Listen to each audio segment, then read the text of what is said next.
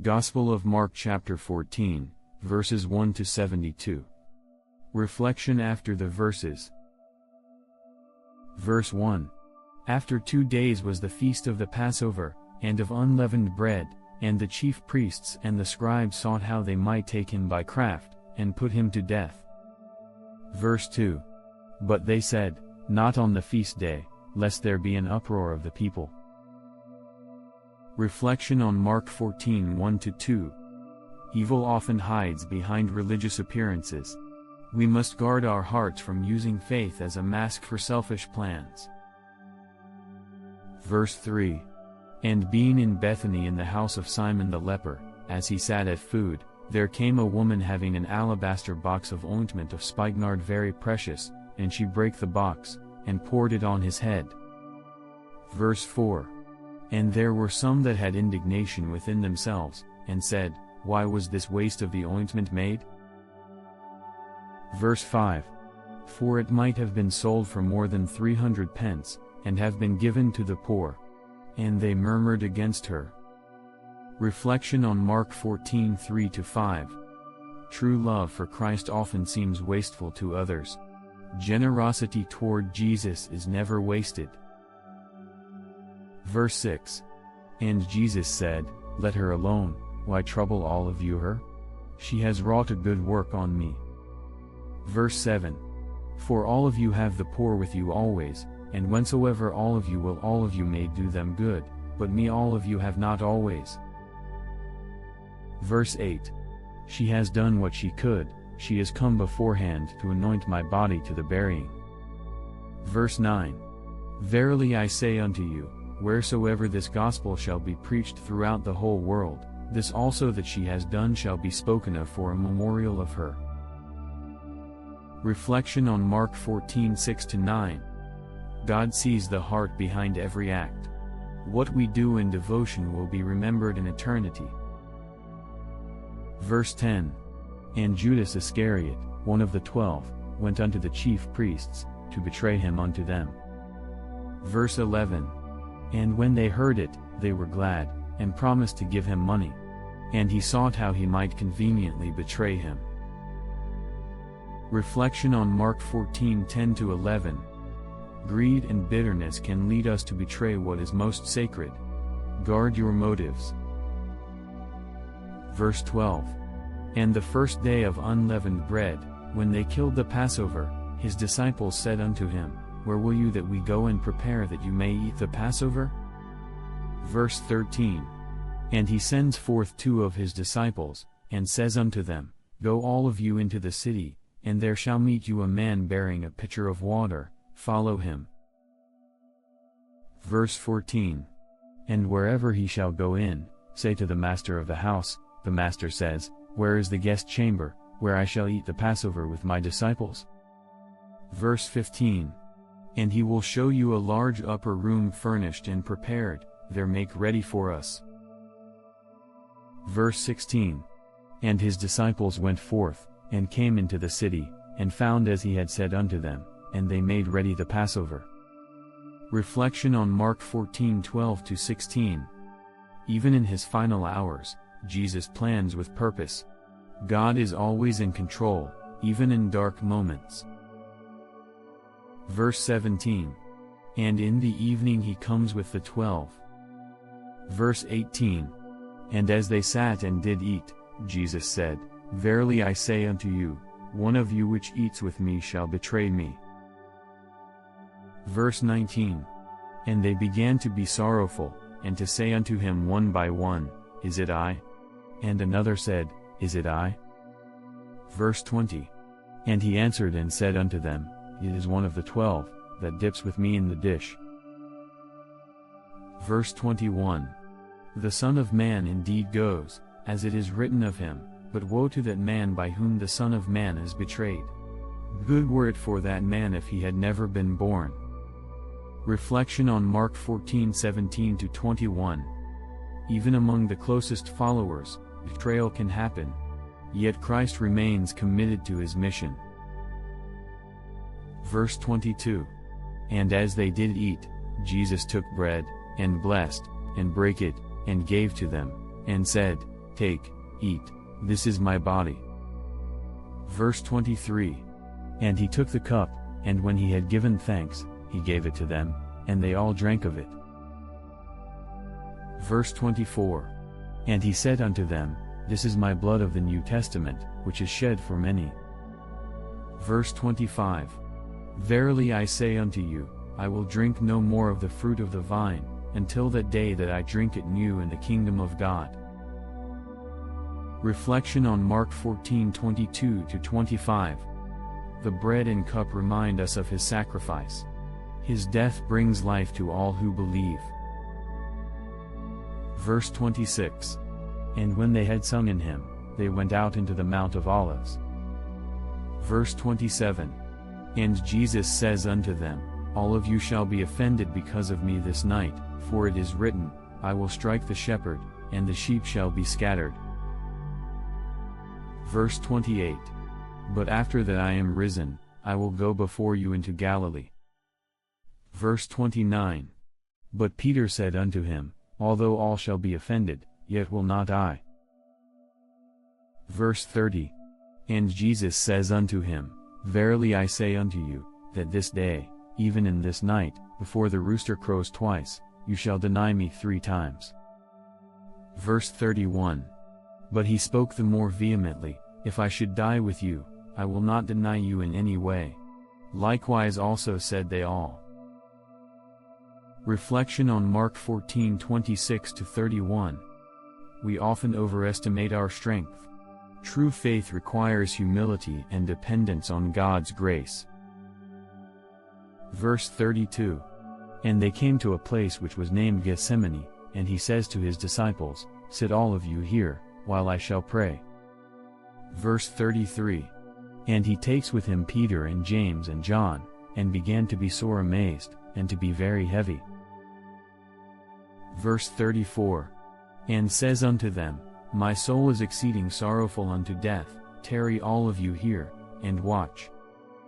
Verse 35. And he went forward a little, and fell on the ground, and prayed that, if it were possible, the hour might pass from him. Verse 36.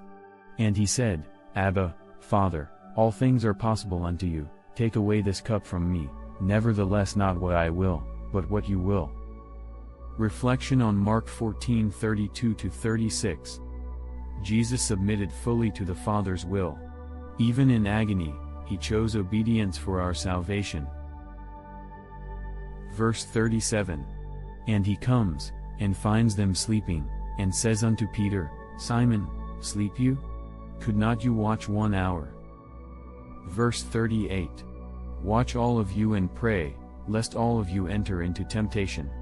The spirit truly is ready, but the flesh is weak. Verse 39. And again he went away, and prayed, and spoke the same words. Verse 40.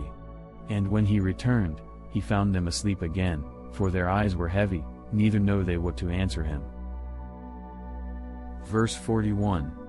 And he comes the 3rd time, and says unto them, Sleep on now, and take your rest, it is enough, the hour is come, behold, the Son of Man is betrayed into the hands of sinners. Verse 42. Rise up, let us go, lo, he that betrays me is at hand.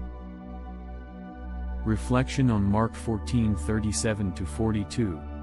Spiritual weakness makes us unwatchful. Christ calls us to wakefulness and prayer in trying times. Verse 43. And immediately, while he yet spoke, comes Judas, one of the 12, and with him a great multitude with swords and staves, from the chief priests and the scribes and the elders. Verse 44. And he that betrayed him had given them a token, saying, Whomsoever I shall kiss, that same is he, take him, and lead him away safely. Verse 45. And as soon as he was come, he goes immediately to him, and says, Master, Master, and kissed him. Verse 46. And they laid their hands on him, and took him. Reflection on Mark 14:43-46. Betrayal can come with outward signs of affection. Discernment is key in relationships. Verse 47. And one of them that stood by drew a sword, and stroke a servant of the high priest, and cut off his ear. Verse 48. And Jesus answered and said unto them, Are all of you come out, as against a thief, with swords and with staves to take me? Verse 49. I was daily with you in the temple teaching, and all of you took me not, but the scriptures must be fulfilled. Verse 50. And they all forsook him, and fled. Reflection on Mark 14:47-50. We often react impulsively or abandon our calling when fear strikes. Faith requires courage, not violence or flight. Verse 51. And there followed him a certain young man, having a linen cloth cast about his naked body, and the young men laid hold on him. Verse 52. And he left the linen cloth, and fled from them naked. Reflection on Mark 14:51-52. This strange image highlights how alone Jesus became. All forsook him. Verse 53. And they led Jesus away to the high priest, and with him were assembled all the chief priests and the elders and the scribes. Verse 54. And Peter followed him afar off, even into the palace of the high priest, and he sat with the servants, and warmed himself at the fire. Verse 55. And the chief priests and all the council sought for witness against Jesus to put him to death, and found none. Verse 56. For many bore false witness against him, but their witness agreed not together. Verse 57. And there arose certain, and bore false witness against him, saying. Verse 58. We heard him say, I will destroy this temple that is made with hands, and within 3 days I will build another made without hands. Verse 59. But neither so did their witness agree together. Reflection on Mark 14:53-59. Lies and distortion are common against truth. But God's justice prevails, even when human courts fail. Verse 60. And the high priest stood up in the midst, and asked Jesus, saying, Answer you nothing? What is it which these witness against you? Verse 61. But he held his peace, and answered nothing. Again the high priest asked him, and said unto him, Are you the Christ, the Son of the Blessed? Reflection on Mark 14:60-61. There is strength in silence. Jesus bore injustice without defending himself, trusting the Father. Verse 62. And Jesus said, I am, and all of you shall see the Son of Man sitting on the right hand of power, and coming in the clouds of heaven. Reflection. Christ boldly affirms the truth, even when it leads to suffering. We too must confess him without fear. Verse 63. Then the high priest rent his clothes, and says, What need we any further witnesses? Verse 64. All of you have heard the blasphemy, what think all of you? And they all condemned him to be guilty of death. Verse 65. And some began to spit on him, and to cover his face, and to buffet him, and to say unto him, Prophesy, and the servants did strike him with the palms of their hands. Reflection on Mark 14:63-65. Mockery and rejection were part of his path. Christ endured it for love's sake. Verse 66. And as Peter was beneath in the palace, there comes one of the maids of the high priest. Verse 67. And when she saw Peter warming himself, she looked upon him, and said, And you also were with Jesus of Nazareth. Verse 68. But he denied, saying, I know not, neither understand I what you say. And he went out into the porch, and the rooster crowed. Reflection on Mark 14:66-68. Fear can cause even the boldest to falter. But grace waits on the other side of failure. Verse 69. And a maid saw him again, and began to say to them that stood by, This is one of them. Verse 70. And he denied it again. And a little after, they that stood by said again to Peter, Surely you are one of them, for you are a Galilean, and your speech agrees thereto. Reflection on Mark 14:69-70. Repeated failure reveals the weakness of self-confidence. Only God can restore us. Verse 71. But he began to curse and to swear, saying, I know not this man of whom all of you speak. Verse 72. And the second time the rooster crowed. And Peter called to mind the word that Jesus said unto him, Before the rooster crows twice, you shall deny me 3 times. And when he thought about it, he wept. Reflection on Mark 14:71-72. True repentance breaks the heart. Peter's tears mark the beginning of his restoration.